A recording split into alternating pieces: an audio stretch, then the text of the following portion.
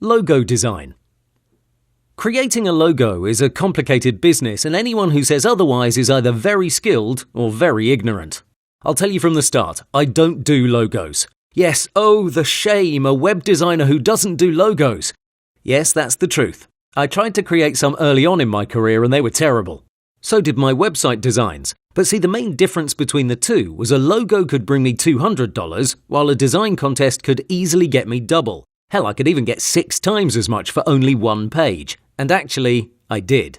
So from a maths point of view, I decided my best bet would be to focus on web design. Logos are far more than just a bit of text and some clip art. They portray the company's image. It should be easily recognizable, memorable yet simple, while also describing the main service of the business. That's crazy hard in my book. On the flip side, it's the same story with illustrations. And boy, do I love illustrations. That's what I basically look at 90% of the time on Behance and Dribbble, illustrations and drawings. These are absolutely amazing, yet from a financial perspective, they're considerably harder to monetize. My heart tells me do logos, illustrations and drawings. My wallet says keep doing web design. That's how I've had most of my success, and that's what I'm used to. Since I'm currently running my Android design studio, time is very short, but if I didn't have that, I'd surely get into logo design. I recommend you do the same thing. Focus on web design until you're financially stable, then work hard to bring your logo designing skills to the same level. From what I know, I'm going to share my views, though I should warn you, you should take them with a grain of salt since this is not my main area of expertise.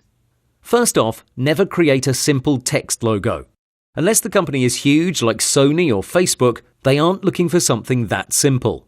So if you're thinking you can just get a cool font from Google Web Fonts or dafont.com and see how that looks, you should think again. No serious company is going to stand for that. If the company doesn't have a logo, simply use a dummy placeholder. A grey rectangle is miles better than a 5-minute text logo because it doesn't distract the client. He doesn't have to think if you're serious about that proposal or not. Presentation makes all the difference, so this is why I'm acknowledging it right at the top of my list. Of course, you're going to show your website design with your logo proposal, but you should also create realistic mock-ups of how that logo can be used on trucks, on shirts, business cards, stationery of any kind. You get the idea.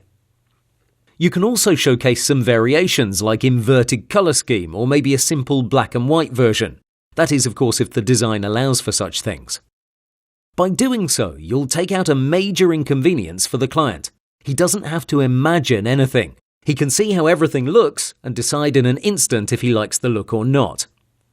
Using graphics in a logo. That's fine as long as it's 100% original made by you. I find this is a guideline that saves you a lot of headache. The problem with using a stock image, an icon or any custom graphic that's out there is, it's already out there. There's nothing worse for a company than to have a generic logo. No matter how obscure you might think your source is, someone will find it. No serious business will allow such a thing. I'm not sure a small family-run business would accept it, let alone somebody that's serious with their company's image. Drop the drop shadows. All effects for that matter should be scarcely used and with a very fine attention to detail. A strong drop shadow is probably one of the worst sins you can commit while designing a logo. If you're not sure about whether it's okay to use a particular effect or not, just ask yourself a simple question. Has anyone else done it? By anyone, I don't mean a third world freelancer or a kindergarten kid. I mean one of the brands you see out there every day. Still not sure? Have a look at online galleries. Browse around and see what are the latest trends. You'll immediately get a sense of where your logo's at. Can a logo be designed in Photoshop? Of course it can, but all clients, no exception, will require at least at some point a vector version. So the idea is simple. If you can create a logo all based on shapes in Photoshop that can easily scale, then sure, have a go at it. In general, that's not a great idea, and Illustrator should be your main choice.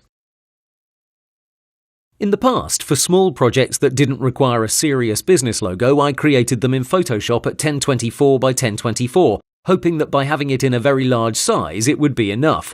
That's not the right approach, and I don't recommend it to anyone. What you can do is pair up with a great logo designer. I've had talks in the past with a few and I've had great responses. The idea is simple. You charge $1,200 for a web design project, logo included, and you outsource the logo part to your friend, at a reasonable price of course. That can be anywhere from $100 to $500, but as a general guideline, somewhere in the middle should be fine. So to sum things up, you should know how to design logos.